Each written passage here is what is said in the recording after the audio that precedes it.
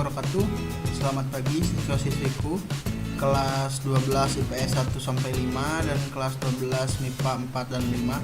Hari ini kita akan melanjutkan materi kita, materi tentang pemberontakan yang kedua, yaitu pemberontakan DITI. Kita langsung saja masuk ke materi. Selanjutnya yang kedua, pemberontakan kedua ini adalah pemberontakan DITI. Nah, DITI ini apa? DITI ini adalah singkatan dari Darul Islam Tentara Islam Indonesia. Itu. Nah, DITI ini ada di mana? Di pusatnya ya, di Jawa Barat.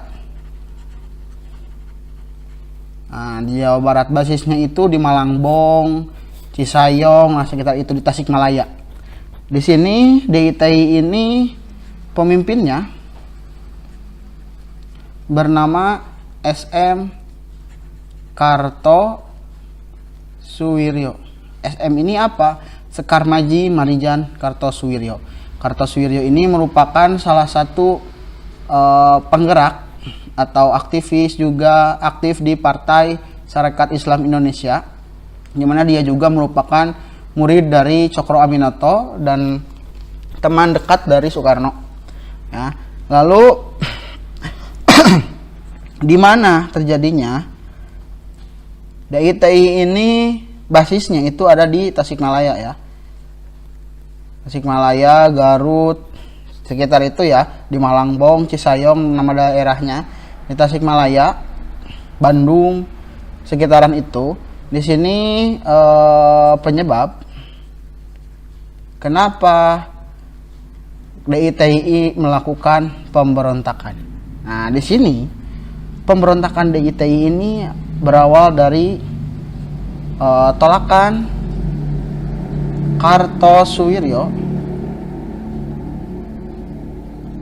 terhadap hasil dari perjanjian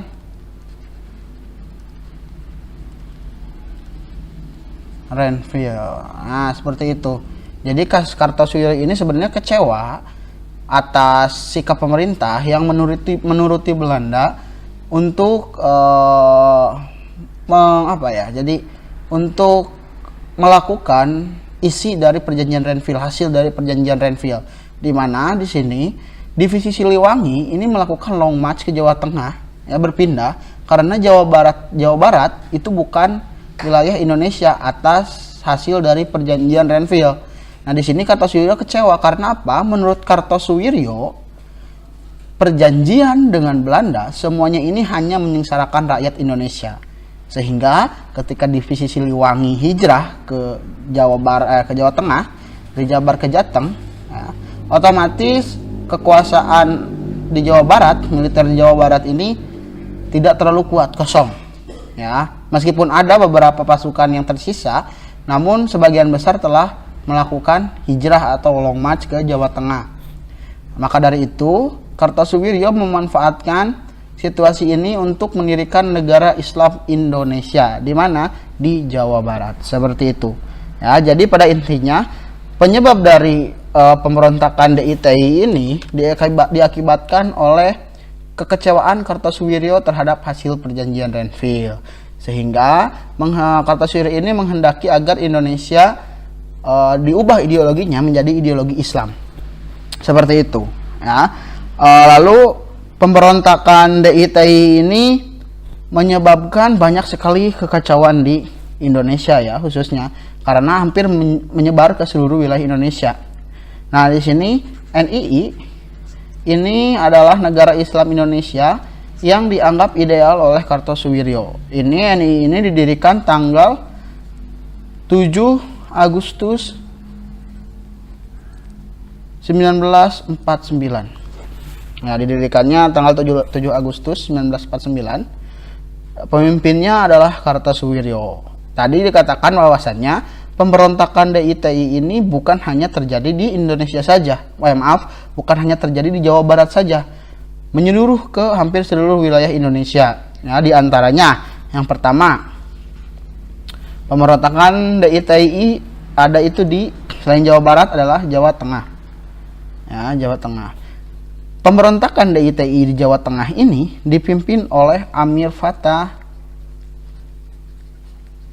dan Kiai Samolangu namanya.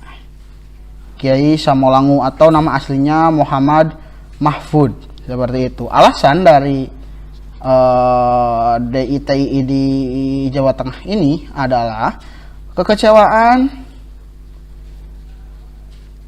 atas dominasi kaum kiri di Indonesia. Kaum kiri di sini adalah sosialis, orang-orang sosialis dan komunis ya. Karena pada dasarnya ketika saat itu komunis ini sedang besar-besarnya ya, apalagi tahun sekitaran tahun 1950 sampai 1960 ini sangat berkembang sekali partai komunis di Indonesia. Nah, lalu penumpasan dari DITI Jawa Tengah ini adalah dengan dibentuknya Banteng Rider. Nah, nama pasukannya bernama Banteng Riders. Ya, Banteng Riders ini ditugaskan untuk menjalankan operasi Guntur. Nah, nanti jika ada pertanyaan, bagaimanakah cara penumpasan DITI Jawa Tengah? Penumpasannya dengan melakukan operasi Guntur, seperti itu ya. Lalu yang kedua adalah pemberontakan DITI di Aceh. Pemberontakan DITI di Aceh ini dipimpin oleh Daud Bereh. Nah, alasannya kenapa Daud Bereh memberontak? Alasannya adalah karena Aceh ini disatukan dengan Sumatera Utara. Jadi provinsi Aceh ini disatukan dengan Sumatera Utara sehingga membuat para orang-orang Aceh khususnya Daud Bereh ini keberatan sehingga melakukan pemberontakan. Nah, lalu penumpasannya ini berbeda ya, penumpasan di Aceh dengan penumpasannya dengan di daerah-daerah lain. Penumpasan di Aceh ini melalui diplomasi. Ya, dengan akhirnya Aceh ini menjadi daerah istimewa seperti sekarang, seperti itu. Lalu yang ketiga adalah pemberontakan DITI di Kalimantan Selatan. Kalimantan Selatan ini dipimpin oleh Ibnu Hajar. Kenapa Ibnu Hajar melakukan pemberontakan? Alasannya adalah karena para mantan pejuang Kalimantan Selatan ya, para pejuang Kalimantan Selatan ini tidak bisa masuk ke APRIS. APRIS ini apa? APRIS ini adalah Angkatan Perang Republik Indonesia Serikat itu. Jadi TNI sekarang lah, seperti itu. Tidak bisa masuk APRIS karena APRIS ini persyaratan masuknya itu seperti sekarang sudah melalui seleksi dan orang-orang Ibnu Hajar ini gagal masuk ke dalam APRIS. Terlebih lagi di dalam APRIS ini banyak mantan tentara Belanda, orang Indonesia yang dijadikan tentara oleh Belanda. Nah, itu salah satu keberatannya sehingga melakukan pemberontakan. Lalu penumpasannya melalui Gerakan Operasi Militer GOM ya, nama penumpasannya Gerakan Operasi Militer. Seperti itu. Itu yang ketiga. Lalu yang keempat Sulawesi Selatan. Pemberontakan DITI di Sulawesi Selatan dipimpin oleh Kahar Muzakar. Ya, Kahar Muzakar. Alasannya Kenapa DITII di Sulawesi Selatan melakukan pemberontakan? Alasannya karena hampir sama dengan pemberontakan di Kalimantan Selatan. Ya, DITII di Sulawesi Selatan ini orang-orangnya berasal dari semulanya dari KGSS, Kesatuan Gerilya Sulawesi Selatan. Nah, orang-orang KGSS ini termasuk Kahar Muzakar ini gagal masuk APRIS. Maaf tulisannya sedikit bagus ya. Gagal masuk APRIS sehingga apa? Sehingga Kahar Muzakar beserta pasukannya ini keberatan, sama saja ya alasannya dengan di Kalimantan Selatan. Nah, lalu pemberontakan ini mampu dipadamkan ketika nanti Kahar Muzakar ini tertembak mati ya. Tertembak oleh APRIS. Ya, oleh Angkatan Bersenjata Republik Indonesia. Lalu yang terakhir tadi Jawa Barat dipimpin oleh SM Kartosuwiryo.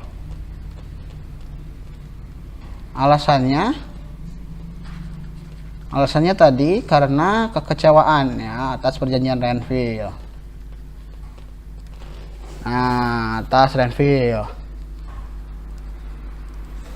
Lalu penumpasan ya perlu digarisbawahi, penumpasan DITII ini cukup lama, lumayan lama. Penumpasan DITII di Jawa Barat ini melalui operasi Baratayuda dan Pagar Betis. Nah, cukup menarik Pagar Betis. Ya, Pagar Betis ini apa? Pagar Betis ini adalah strategi pengepungan seperti itu di sebuah gunung ya. Jadi sebuah gunung dikepung. Penumpasan DITII di Jawa Barat ini dilakukan oleh Divisi Siliwangi bersama rakyat, dibantu rakyat ya. Karena operasi Pagar Betis ini memerlukan banyak orang ya. Jadi skemanya seperti ini, di sebuah gunung. Nah, Pagar Betis itu mengitari gunung ini. Nah, sehingga para DITII, orang-orang DITII ini tidak bisa kemana-mana, terjebak di atas gunung. Ya, perlu kalian ketahui, DITII ini melakukan gerakan gerilya. Ya, jadi mereka perang gerilya, sembunyi-sembunyi masuk ke dalam hutan seperti itu, sehingga ditumpas dengan cara Pagar Betis. Nah, ketika sudah dikepung, nanti pengepungan ini lama-lama semakin ke atas. Nah, bergerak ke atas orang-orangnya terpaksa, targetnya ini naik ke atas puncak. Nah, ditemukanlah Kartosuwiryo di sana karena tidak bisa kemana-mana, persediaan makanan dan minum juga sangat terbatas. Seperti itu. Pada akhirnya Kartosuwiryo tertangkap di Gunung Geber, Majalaya. Nah, tertangkapnya di sini. Pada akhirnya Kartosuwiryo dihukum mati dan pemberontakan DITII berhasil ditumpas. Seperti itu. Oke. Nah, itu materi kita pada pertemuan kali ini. Mohon maaf bila ada hal-hal yang memang kurang berkenan disampaikan. Dan bila ada pertanyaan silahkan tulis di kolom komentar. Lalu untuk evaluasinya mohon dikerjakan. Terima kasih. Wassalamualaikum warahmatullahi wabarakatuh.